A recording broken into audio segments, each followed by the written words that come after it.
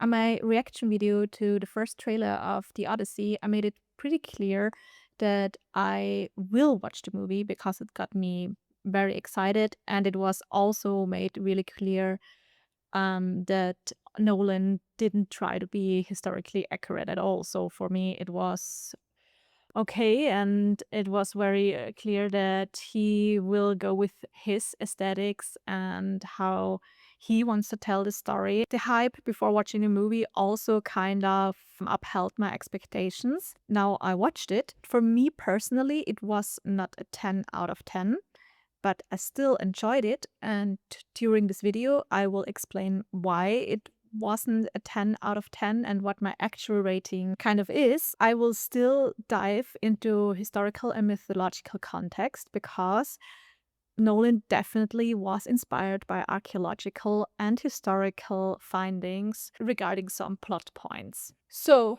before you gonna watch this video, for everyone who isn't interested in all this history stuff and who was like, yeah, I mean, why do you make this video? It's not about history or the real mythological retelling, whatever. Then I recommend you not watching this video. This video is definitely not for you, and you probably should now switch it off or watch another video about the Odyssey.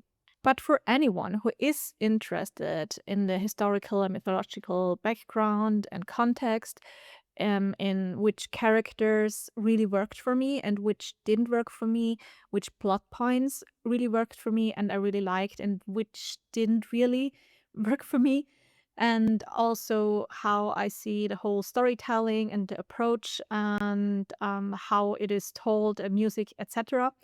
Then this video is for you, and also especially if you are interested into a deeper knowledge regarding the Iliad slash Trojan War and the Odyssey, because I will during the video will give recommendations for books and other movies or series that dive deeper into different aspects of the Odyssey or the Iliad. So before we start, I have a little roadmap of what I will go through, so you can skip the parts that maybe don't interest you as much. And of course, spoiler for anyone who hasn't watched the Odyssey yet. And as always, if you haven't noticed, English is not my first language, so I will probably make grammar, spelling, and vocabulary mistakes. So please don't be too harsh on me. Without further ado, let's start with the video and my review regarding the Odyssey. What has really stuck with me, even a few days after watching the movie, was the music, especially the flute theme. And I did see something on my feed on Instagram or somewhere, and I also did my own research on it because I was really interested in it. The flute theme comes from a traditional instrumentalist and shepherd from Albania named, and I probably pronounced it really wrong, Vendim Kabash.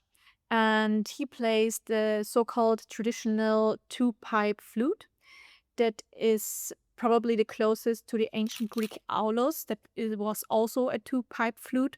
So for me, that was a really nice detail that still brings this ancient anecdote, ancient vibe into the music and the whole atmosphere during the movie, because the music, of course, is a constant companion and is there to build up from the very start of the movie until the end. It's really in sync with the story, the characters, and the overall atmosphere and vibe.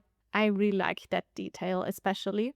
In general, I always enjoy Ludwig Göransson's soundtrack and art, so that is a really big bonus, or was a really big bonus for me. What I really enjoyed, and was only a small anecdote, when we see Agamemnon return to Mycenae and his palace, I was like, I think I know this place, because it looks very imposant. I say imposant in German, but looks really, really big and awesome. I think it's one of the most astonishing archaeological sites you can visit in Greece. And it was actually because I wanted to be very sure.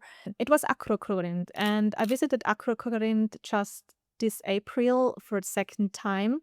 And it's definitely one of my favorites archaeological sites in Greece, and I can only recommend anyone who is close to Corinth to visit Upper Corinth.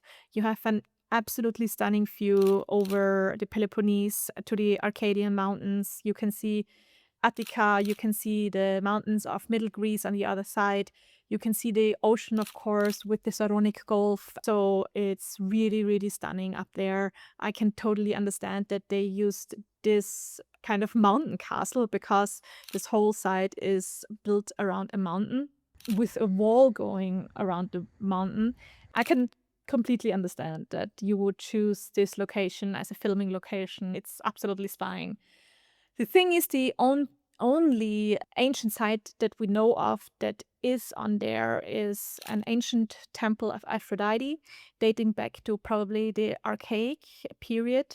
All the other structures and architecture is from the Roman period, is the only closest, and then the medieval time period and the new modern time period. So most of it is actually not ancient there, but it's still very stunning. And even though I'm, of course, more into ancient Greek history and general ancient history, it's still, every time it's very breathtaking going there.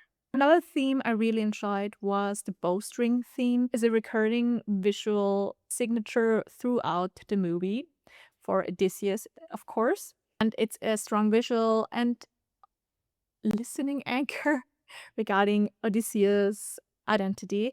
And I think it really paid off, especially during the end. It's really nice. I get goosebumps just thinking about it. That really worked for me personally. It's just awesome, especially culminating in the final fight at the end. Another detail I really liked is Odysseus' reluctance going into the Trojan War. It shows off really well because it also reflects what the original text and the mythological Odysseus felt towards the Trojan War. In the mythological text, Odysseus was also very reluctant and didn't even want to go to Troy because, as stated in the movie, it was also sure for him, as if I can remember correctly, that this will be a very long war and he will be away for a long time.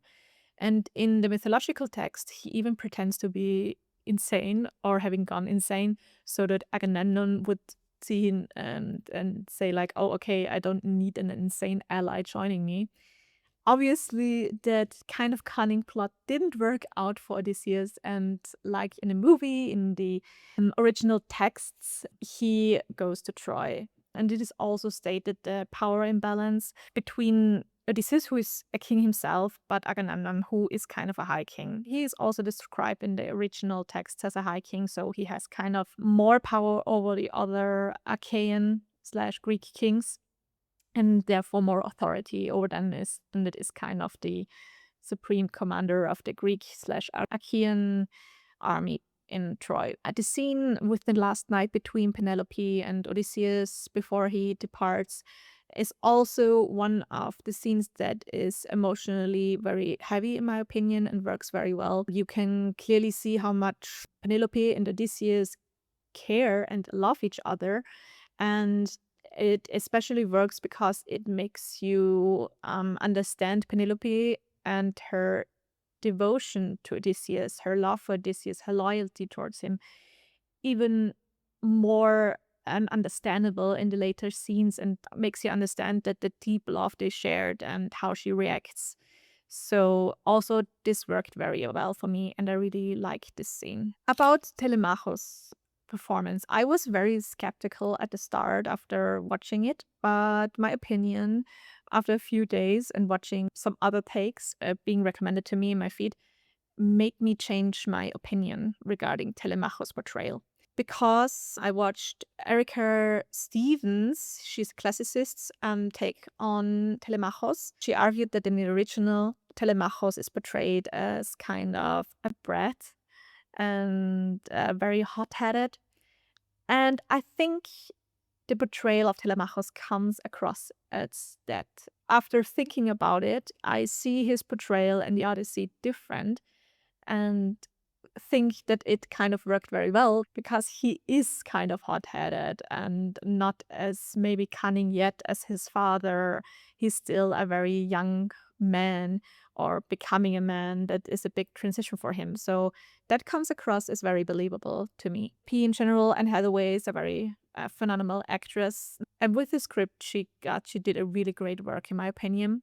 But I'm not really convinced by the portrayal of Penelope, or in general, how Penelope is described in the original text doesn't come across with this portrayal of Penelope and characterization of her. In the original texts, Penelope is described, and it is also told and shown in what she does, that she's a very clever and smart woman. The best example is her unraveling the shroud every night, so she has to start anew. But in the movie of the Odyssey, it's not shown, it is told. And that is one of the major rules in movie and regarding visual storytelling, that you don't tell, you show. Compared to The Return, where it is shown. The Return, I can only recommend that, is a movie that came or was released last year, and it's only about the return of Odysseus to Ithaca. And there you can see that Penelope is unraveling the shroud every night. So in my opinion, in the Odyssey, this scene has a much less impact regarding Penelope's character and as a smart person. The plus side, what I liked, is the inclusion of Melantho and her relationship to Penelope and their dynamic. Because as I remember correctly, maybe I'm wrong, Melantho didn't appear as a character in The Return, for example. And so I enjoyed this take because it also gives a different meaning to interpersonal relationships, especially for Penelope, and how all this scheming inside the palace works, and that are not only men involved, but also some female characters, of course. Also, what I was wondering, maybe you can tell me in the comments about Melantho. Did she actually die? The last scene I remember is she was hiding under the table. And I mean, I know what happens to her in the original texts. You can read it. It's not a nice ending. I didn't see what happened to her in the movie. But maybe you have an idea. Maybe I didn't see it in the scene. I don't know. Here's also a small pet peeve, and here is also some mythological context if you're interested in. It's about Penelope's shroud for Telemachus' grandfather, as she explains. She does it for, or makes it for him. In the original, that would be Odysseus' father, Laertes, who dies shortly before Odysseus returns to Ithaca. It is shown in The Return that this actually dies there really a few days before Odysseus arrives back home. It has a huge emotional impact on Odysseus. So that would have been a nice scene to include, although I can understand that you don't want to include another figure. There are a lot of figures, as you can remember, a lot of names, so it probably would have been too much. So the grandfather is always only mentioned.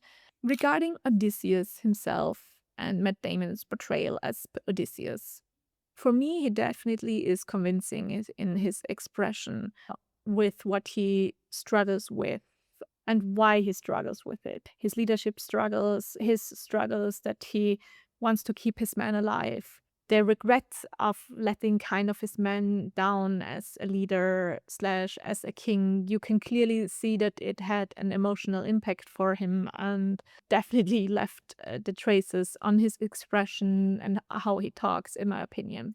That comes across as very believable to me. And also the guilt of what happened in Troy and his very leading role in it. The problem is with some aspects, not all of that, is that it is shown in his face, and regarding his men with Sinon, those are things that are shown, but others, like what happened in Troy and that he seems to have very huge regrets regarding that, aren't shown.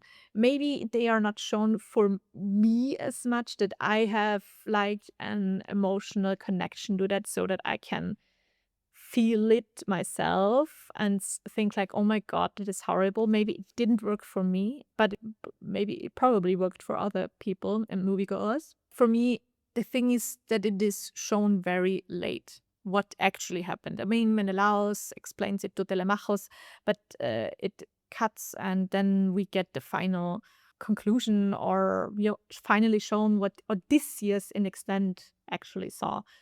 And even that, we saw the priestess being killed. That was the later manifestation of Athena. I think he should have shown more. You see how Odysseus looks at some things, but you don't see it yourself, and you just primarily, in my opinion, see men fight. Yeah, you see some civilians die. And of course, that's also the narrative in other and in the original, that the men were very hungry for blood and revenge after being there and fighting there for over 10 years. So that makes totally sense. That works for me. But still, you see men fight, but I cannot feel the impact it primarily had on the civilians and how they suffered. They were not participants. They are not competents. Oh my God. I hate it. I hate that word.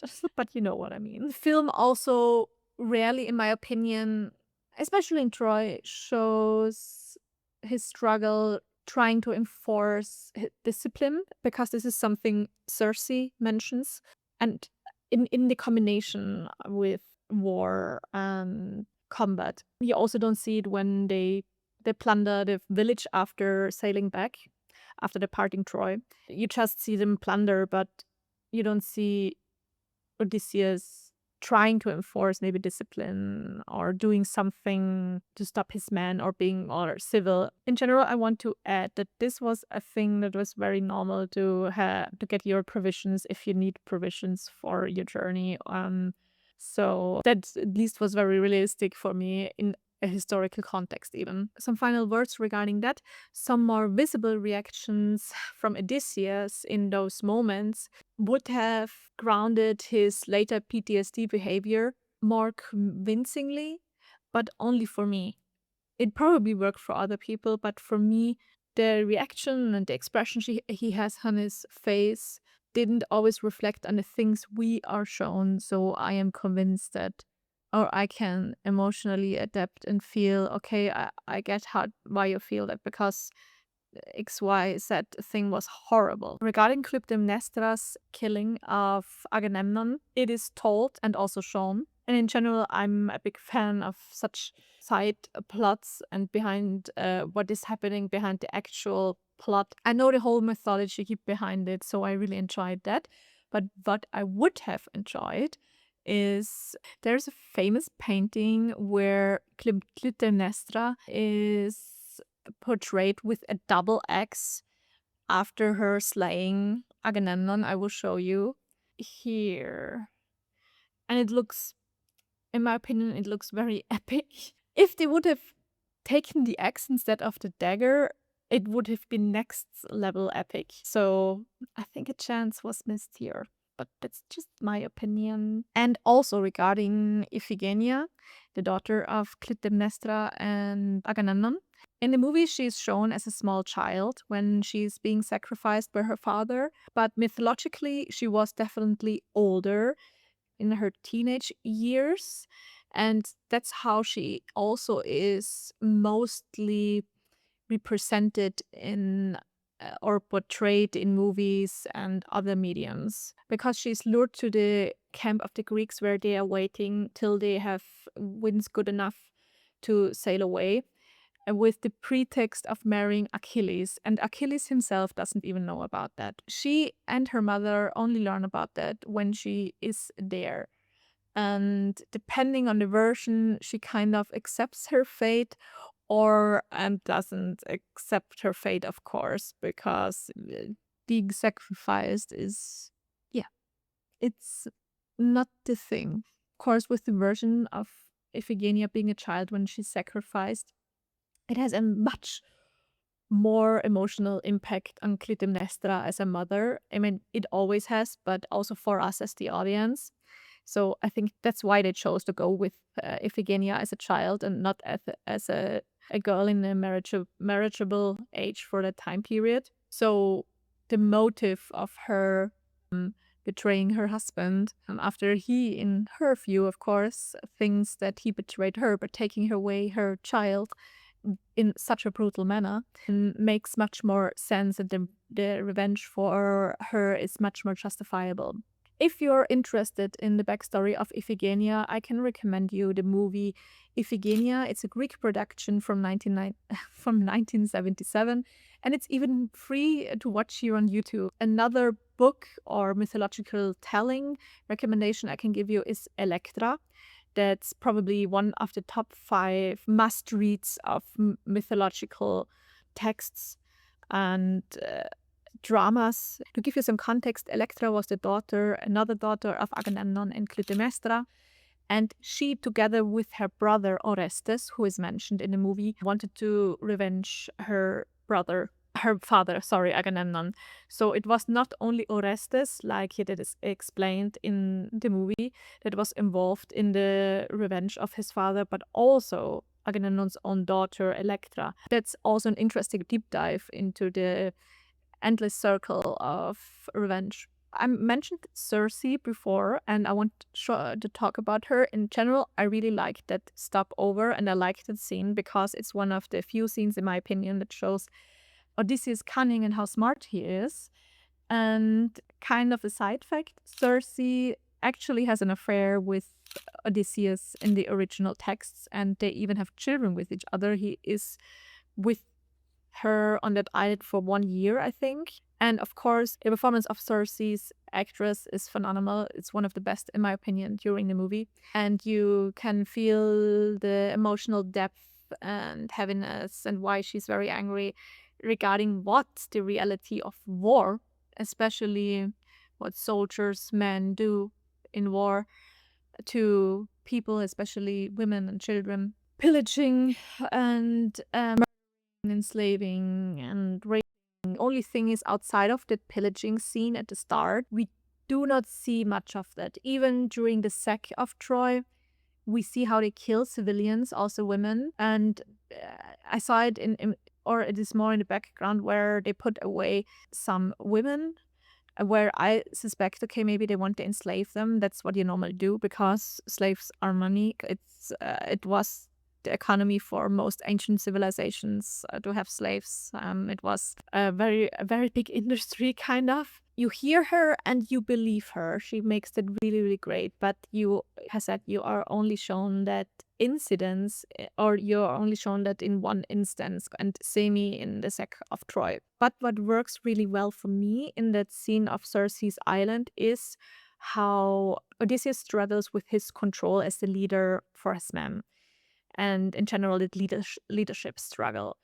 That is really well done, in my opinion, because I can also understand as a viewer why his men question him after you saw what happened before.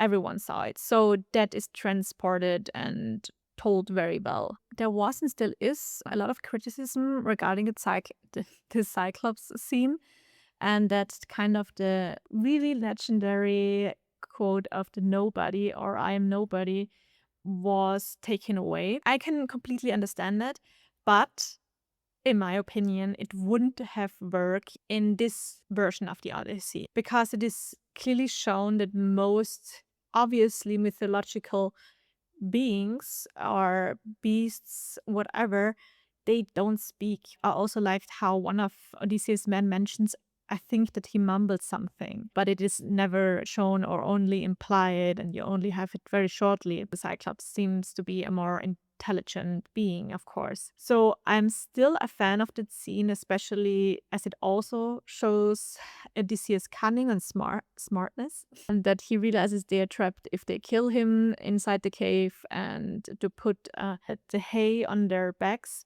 In the mythological original, it's different. They bind themselves to the sheep, to their stomachs. That's quite funny, but I understand that you won't do that for that version. It probably would have looked very funny and not very logical. There was also a lot of criticism regarding Odysseus shooting at the Cyclops when they finally managed to escape. And I get it, but in that moment, because they don't have the nobody scene, they needed another scene why the Cyclops was angry at them, and why in that case also Poseidon, the father of the Cyclopses, was angry at them. So when Odysseus shoots him, after he spits out, in my opinion, very provocatively, the helmet of one of Odysseus' men, he shoots at him. So for me, on a really human perspective, that makes totally sense because Odysseus in that moment reacts very human. He saw many of his men being eaten, and then this thing that did that and they cannot fight it spits out in defiance one of the helmets, reminding him of what he lost, and he has an emotional reaction to it. So for me, that makes sense.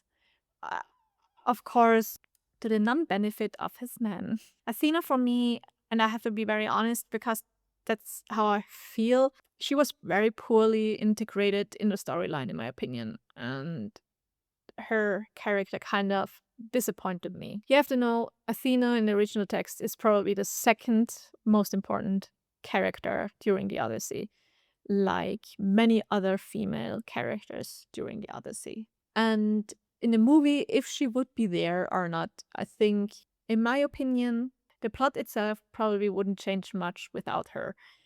I know, of course, it makes sense to have her there because the idea was obviously to include Athena as a manifestation of the priestess that Odysseus' men kill in Troy. So, as a plot device, that makes absolutely sense, in my opinion. But for me, and maybe that is because the movie already took so long, and I know the movie gave me the feeling that I wanted him to return immediately and I couldn't wait for him to return. Maybe the movie already took so long that I wasn't invested in the Troy plot anymore, and what kind of triggered also his PTSD and his regret, because you can clearly see that he regrets that and he feels bad for that. But for me personally, symbolically it makes absolutely sense, but emotionally it didn't hit me anymore. And yeah, surprisingly entertaining for me was the Menelaus and Helen plot point. I really liked the dynamics and that Telemachus went there and Menelaus tells of the Trojan War and also Helen and their dynamic as a married couple. You clearly can see that Menelaus is not a good husband and Helen despises him. He is also, and this is something I really liked, he's also probably the one responsible or his man and disfiguring half of her face. And it makes sense, like he says, that's the face that launched 1,000 ships towards Troy. So I like that detail actually. But I also liked that Menelaus was not a one-dimensional villain or bad guy because he actually helps Telemachus and he gives him good advice, in my opinion. What I also liked is that even though Helen is, of course, in my opinion, prisoner again in her marriage and with Menelaus, she still shows defiance, and Menelaus sometimes doesn't even speak back to her or tells her to shut up or whatever. You can see that Helen still has strong characteristics, and even after all that happened to her, I have the background knowledge from the Trojan War, of course, from the Iliad. She still chooses to take that agency in the limited space she has, and she refuses to shut up. She wants to use her voice. And you can also clearly see her deep regret, hear her deep regret regarding her role in the sack of Troy in general about the war. And this is also a characteristic and a theme that Homer picks up, and that is from the original. Homer tells of Helena how she's definitely not one-dimensional. He tells how she regrets everything, and she is very apologetic, and she doesn't know if she made the right choice or not because she doomed all those people, especially the men, to sacrifice their life for kind of nothing, and that she doomed some women to become widows. So that is also a strong theme for her characters in the Iliad in the original. And I think for me, that's transported very well, and that she's also a smart woman. She calls out that her abduction was not the motive for everyone, maybe for Menelaus, but it definitely was for most, especially Agamemnon. It was not the motive to go to Troy and fight a war there. It was just a convenient pretext for more power or to have more power and put down an enemy he sees as powerful to have. I think that's what she says, to have more authority and power over some trading relationships. You have to know Troy, and I will show it to you. Troy lies here, and in the Bronze Age, we know that Troy was very, very powerful, and because they controlled this strait here, the Hellespont, and you can see it's very, very narrow. So, of course, they had a lot of control, and that made them very powerful and rich. We know that Troy was probably one of the biggest cities in the Aegean. So they controlled the trade route here that made them very rich and economically very powerful.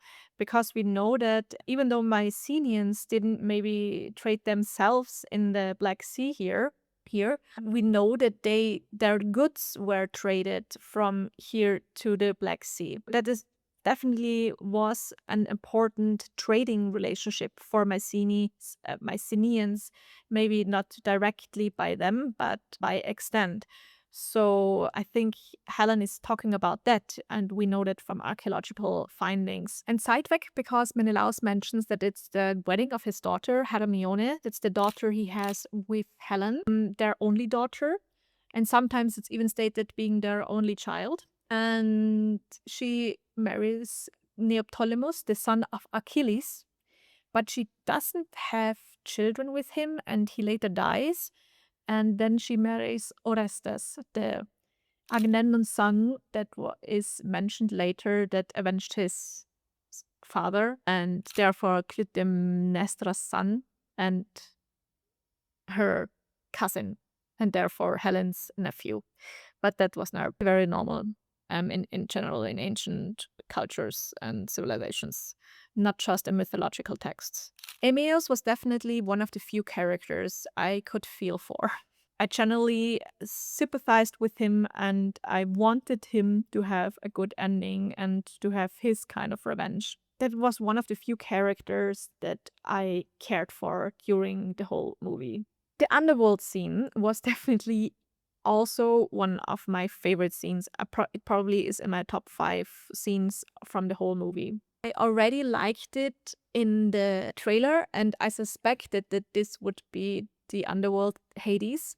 And I was not wrong about that, and I really liked the artistic take of it. The music was wonderful, how Sinon comes and how Agamemnon gives advice to Odysseus, and Odysseus, in that very scene, learns that Agamemnon already died. And in the original, the most famous encounter was probably between Odysseus and Achilles. He meets Achilles there and talks with him, but it makes sense to not include Achilles. It would make sense because Achilles doesn't appear as a character or isn't even mentioned. Like I said before, it would be probably too much to also introduce a completely new character you never saw before.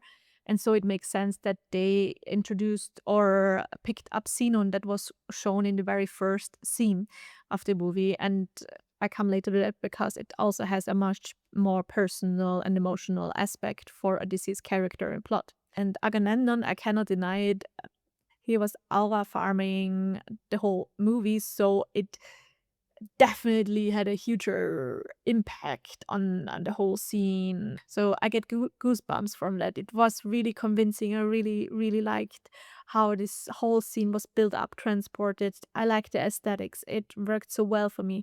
The Sia de Risteras, I probably pronounced it completely wrong. It was awesome. I really liked that. This sequence from beginning to end just worked for me. It was executed perfectly, in my opinion. I don't know if you also saw it. The woman beside, or the figure beside Sinon is a woman, and I think she wears a veil until here.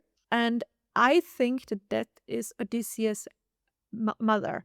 In some versions of the Odyssey, she also waits desperately for her son, and at some point, she cannot take her grief anymore and decides to off herself. So when Odysseus meets his mother in the underworld, he tries to embrace her 3 times, but only realizes the 3rd time that she's a specter and he cannot hold her. And that has also a very huge emotional impact on Odysseus, that his mother died in his absence, and she's also the one that tells him of his father, that his father is still alive, and in his grief his father chose to live alone on the countryside because he's also grieving so much and feels so much pain that his son isn't there and absent and no one knows where his son is. This has a deep, deep, deep emotional impact on Odysseus. I get that they didn't include his mother, it would probably be too much, but alone the fact that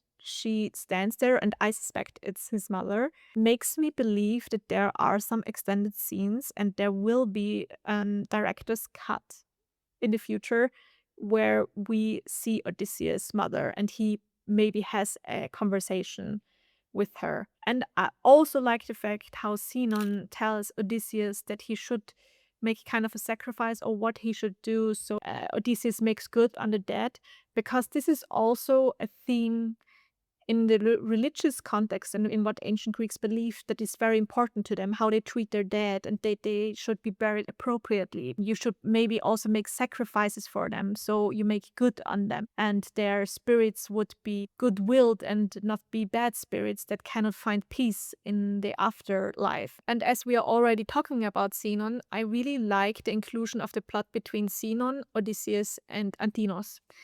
Because, of course, it gives the conflict between the suitors and Odysseus a much more personal note, especially between him and Antinous and Sinon. Because as we see that Antinous gives his stick to Sinon, and Sinon at the end pays for with his life. But you also see how Odysseus was involved with the youth and young boys and teaching them things that he was not a king just sitting on his throne. He was very involved in his community. Antinous definitely had respect for him and saw what a warrior he was and Odysseus was capable of. And so this has, at the end, when we come to the fighting scene, and especially as we saw that Antinous knew how Odysseus works with his bow, and he's the first to realize. It was just perfectly executed, in my opinion, because it really, really paid off, especially the build-up before when they talk, and Odysseus gives back that stick. It was perfect. I really liked that. That was probably one of my favorite subplots regarding the Odyssey. And about the suitors in general, I really liked it because they're consistently shown as such unsympathetic a-holes that the ending makes it even more satisfying. They kicked a dog, come on.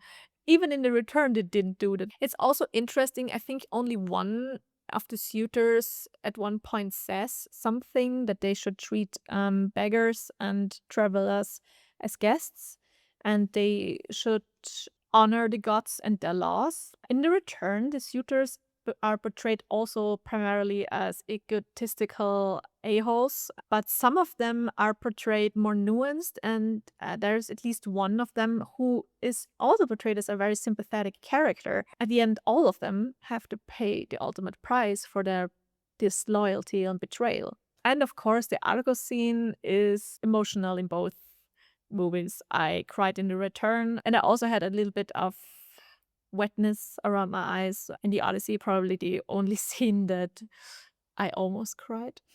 But also the build-up is shown much more in the Odyssey, how important that dog is. In the return, not really, but of course in the Odyssey we have the flashbacks, so it has a more emotional depth for the audience.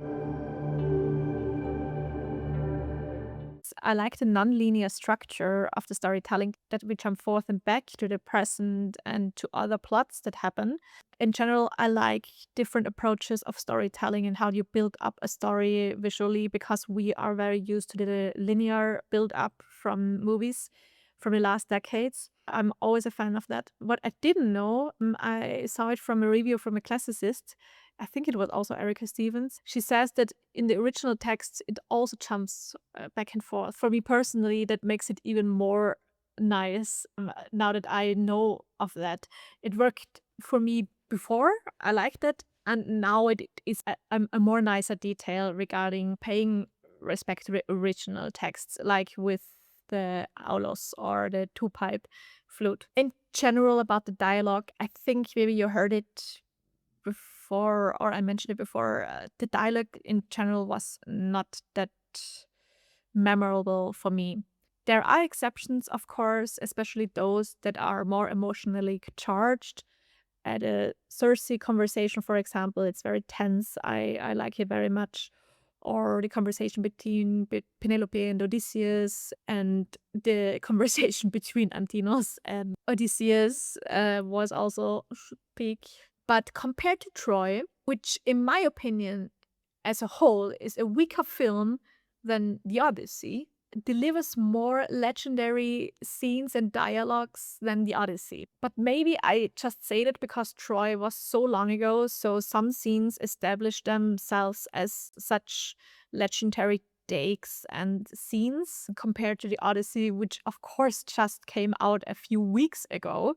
So it's fresh, and only time will tell how legendary some scenes or dialogues will be. Still, if I would watch Troy again, I would jump scenes because, in general, I find only a few scenes very entertaining and good. And I skip scenes, sorry. Whereas in the Odyssey, I would still watch the whole movie because the whole movie is a more watch through film. But of course, maybe my view, as I said before, will change if I watch it a second or third or fourth time.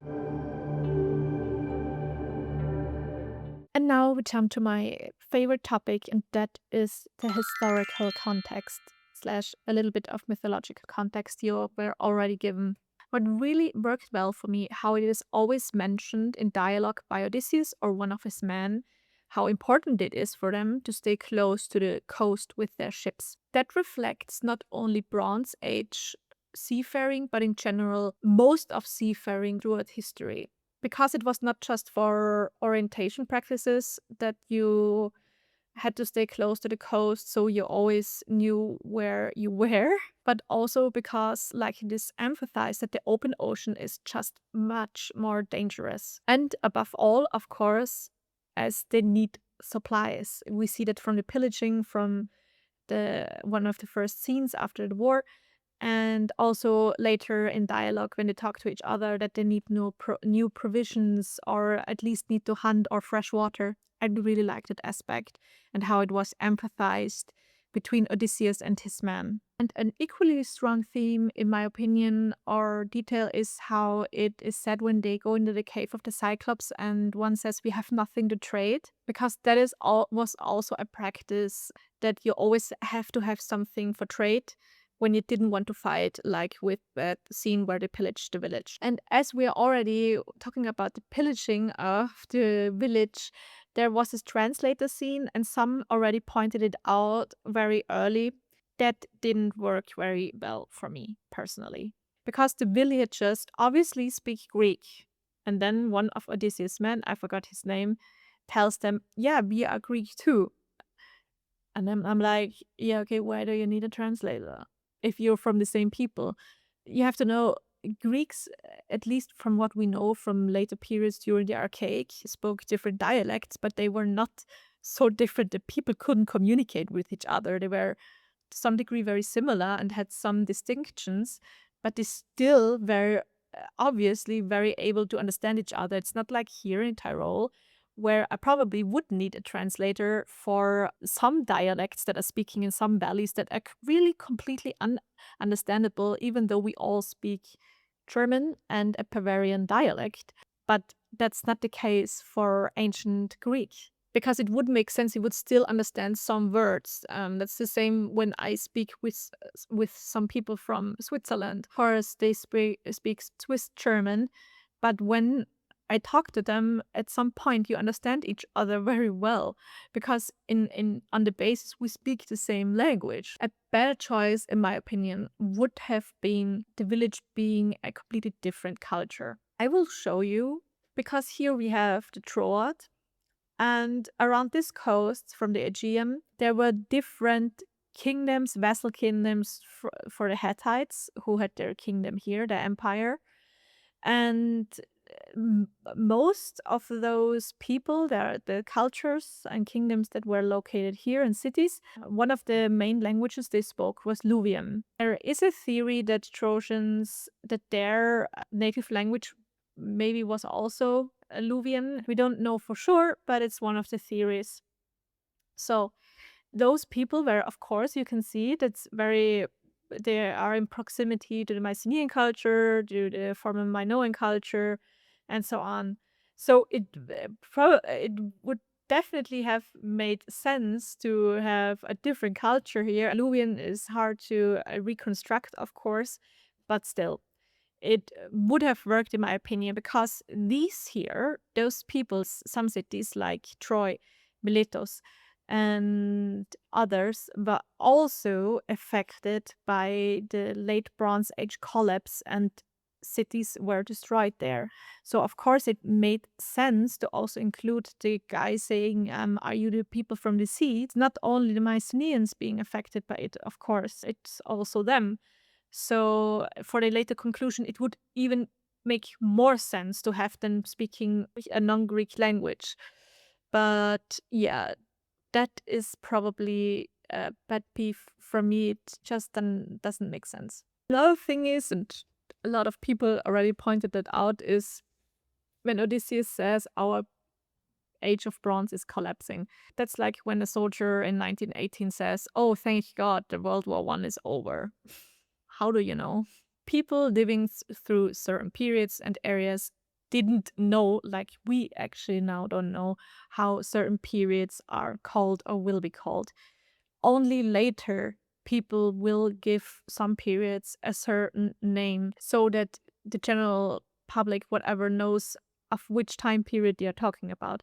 And that is not only for people in ancient Greece with the different time periods and other European cultures, civilizations, Asian cultures and civilizations. It's for all ancient cultures and civilizations. We have so many different time periods and terms throughout history, and most of them are named only after the fact that they happened, because none of the other ancient Greek time periods would have labeled themselves as classical, archaic, or Hellenistic, whatever. It is only used for historiography when you write down the history of a country, a culture, or civilization. And the Bronze Age and late Bronze Age collapse are terms that were recreated in modern times and therefore are modern research constructs for retrospective classification, but we only know from looking back at it and not having foresight. As we are already talking about the foresight, the same scene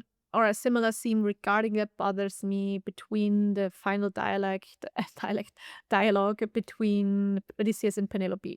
Because she asks him why those tales will be sung and not written. And he says, because we will, correct me if I'm wrong, but that's how I remember it. But he says kind of because our alphabet or our writing system won't be used anymore and therefore you have to sing it. And that only works if he has generally foresight for it. And the question is if you even would have needed the seer then from the underworld to predict the future. Nolan, here again, was clearly inspired by historical and archaeological findings and knowledge, not something that people from the time period knew or would happen. That's like people talking in the 1900s or 1910, talking to each other, saying, okay, why do we maybe write less letters to each other in 60 years? And one says, yeah, because in 60 years we will have a telephone. We will talk to each other on some strange object that just doesn't, it's not logical. It doesn't make sense. What I really liked is an idea that Nolan included the topic of the sea people in the plot, and it always is a companion to the overall plot, of course, from beginning to the end, with the final conclusions that Odysseus and his men / the Mycenaeans, how I see it, were actually the sea people. It's interesting and good for me because the final twist that they are the people from the sea is not an invention or for the plot, but a real theory for researchers since decades. It's also kind of established in scholarship that the Mycenaeans or groups of Mycenaeans were part of the Sea People. And I will give you some context here, because the Sea People, in general, the name itself is a modern term again. It was picked up from a French researcher in the 19th century, I think, if I remember correctly. I forgot his name, Renaud or something like that. He coined the term after reading through Egyptian records around the time of the Bronze Age collapse, because the Egyptians, or in general, the Egyptian civilization was the only civilization during the end of the Bronze Age that did survive all that struggle and everything that happened around them. That the Hittites fell, the Mycenaeans fell, some cultures, cities in the Levante fell. It was chaos. And it was also long theorized that the Mycenaeans fell due to the Sea People, but from Ramses' inscriptions, we know that the Sea People were not one homogeneous group. They were different kinds of people that were definitely coming from different parts of the Mediterranean. The Egyptians called them the people from the islands, and from there this researcher coined the term Sea People. They are even documented before Ramses III, who was able to fight back and defend Egypt against them. I will show you. You see, Egypt is here, Greece is here, and here we have Italy. And it's very important now that I say that, because in this so-called list of Sea People, some terms are very interesting for us that made the theory of Mycenaean being part of the Sea People. And those are the terms of Ekwesh and Denyan. And Ekwesh, it possibly means Achaioi or Achaia, which Achaia now is small region here in Greece. Here, Achaeans is the most used self-identification or self-called terms of the Greeks in Homer's tellings, in the original texts. The Greek contingents going to Troy called themselves Achaeans. The second, or one of the other two, is Danaans. And scholars associate Danaans with Danaans. So that would mean that the Achaeans / Danaans, you can see, they are sometimes even maybe people from the islands. They also went to Egypt, probably also other parts, and pillaged, sacked towns, and so on. The other people that I mentioned are identified with people from Sicily and southern Italy, the Sheridan and other terms.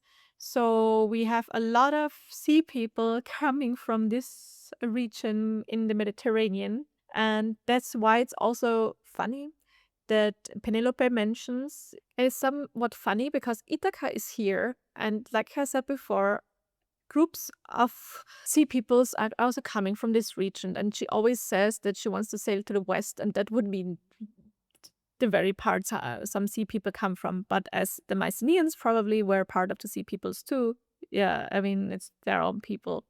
So I like the inclusion of the Sea People. But it would also kind of mean if Odysseus and Penelope go to the west, they would run into other groups of the Sea People that they are also, we explained before, part of. What's also interesting, I was talking about trading relationships or trading relations before, and Helen, maybe I got that wrong, but I remember that Helen mentions that the trading relations to the East Mediterranean don't exist anymore or are much, much lower. This area was the most important area and the oldest trading routes for the Mycenaeans, and before them the Minoans. And they did trade a lot. And we know that the trading relations during the late Bronze Age to the Eastern Mediterranean became less, almost, I think, but I'm very cautious here, almost non-existent anymore. But at least it was much lower. So one of the main trading hotspots they relied on for centuries and thousands of years didn't exist for Mycenaeans anymore. But the relation to the West didn't change at all from the most recent research I did regarding the relationships the relationship between Greeks and southern Italy and Sicily, and the first contacts they had. And it seems from archaeological findings that the trading routes to Italy and Sicily were not disturbed at all during the late Bronze Age. And what's also fascinating, because I said it's in scholarship, it's accepted an accepted theory that Mycenaeans were part of the sea peoples themselves. It's also highly suspected that inner conflict helped the palaces to collapse, so that Mycenaeans had conflicts with each other. For example, we know from Thebes, it's somewhere here. Thebes was already destroyed around 1250 BC, and we know that it was at least attacked on 3 different occasions over a broader time period, and it is suspected that Thebes was not attacked by some sea people that are talked about later by Egyptians, but that they were attacked by maybe neighboring Mycenaean kingdoms and palaces and cities. So with the Mycenaeans being probably part of the sea people, they were also probably the cause of system collapse of their own palace systems, maybe. If you're interested, right now, I translate all my German podcast episodes about the Bronze Age Greece. And I will talk about the sea people in the course of that, and also a potential real Trojan War.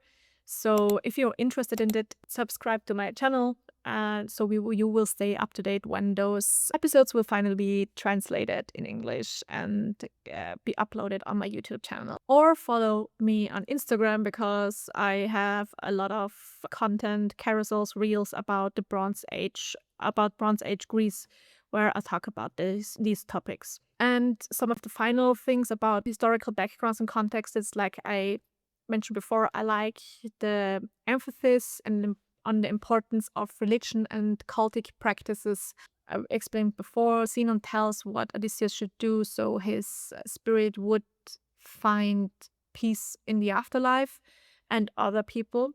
And also how the law of Zeus is always emphasized. I really like that aspect, and how Telemachus goes to one of the most ancient temples of Athena, that is a cave actually.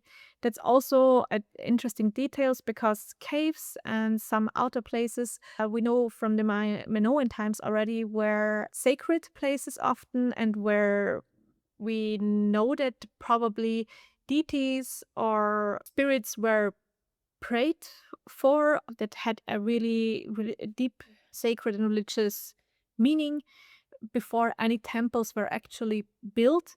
Because we also don't know if Mycenaeans, for example, we cannot identify buildings that were clearly temples, or what we understand as temples from the later archaic and classical period from ancient Greece. So I really like that aspect, that they included the cave, because definitely those were places that Minoans and Mycenaeans prayed in and used as sacred places to pray to their deities and to do their cultural or cult practices. But now I remember there is one structure I remember from the Minoan time that is potentially, or highly potentially, a temple, and that was destroyed by an earthquake, because there was probably also maybe a human sacrifice made, and all of them died during the process, the sacrificed and the sacrificees. So if you're still here, thank you for watching all through my review until here, because now we come to my final verdict. Overall, due to the dialogue and some characterization and some definitely pet peeves I had, I would give the movie an 8 out of 10 for me. Like I mentioned before, I think that the Odyssey as a whole movie is a better movie than Troy, but the Troy has more memorable scenes. But like I explained before, maybe my opinion changes with the years. We experience with any other movie what becomes a cult classic and what scenes become classic will be defined by time and not right now. I probably also need to rewatch it a second and third time, so I get all the subtext. I mean, that's something all of us have to do, I think, because from the first watch, you don't get everything. So I will definitely do that. And like I said, there are some historical aspects I really like and I appreciate that were introduced in the movie. So I really like that. And some didn't convince me in their execution. But all in all, I still think it's an entertaining movie if you like some good fighting scenes, some broader themes that go more into emotional or the more human psyche, which I also liked. The filming locations were awesome. It really worked for me. And of course, the music, like I mentioned before. So, for anyone who likes stories about action, revenge, justice, desire, and loneliness and longing, I can totally recommend that movie. But what do you think? What is a theme that you really liked and that was the most outstanding for you or most empathized? What sequences were your favorites? What stations of Odysseus' Odyssey were your favorites and maybe non-favorites? And whose portrayal was your favorite or one of your favorites and did convince you, and whose portrayal didn't really convince you and you didn't like? And if you're more interested in history and the myths behind it, what were scenes that were, in your opinion, the most well executed or worked most well for you? Let me know in the comments, subscribe, like this video and share it, and let me know your opinion. Like I said before, I would also be very happy if you follow me on Instagram. Right now I post a lot of stuff about Bronze Age Greece, of course, but I also have a lot of other content from the past where I dealt with the Bronze Age Greece, but also other ancient Greek periods. If you're interested in, I would be very happy. Bye!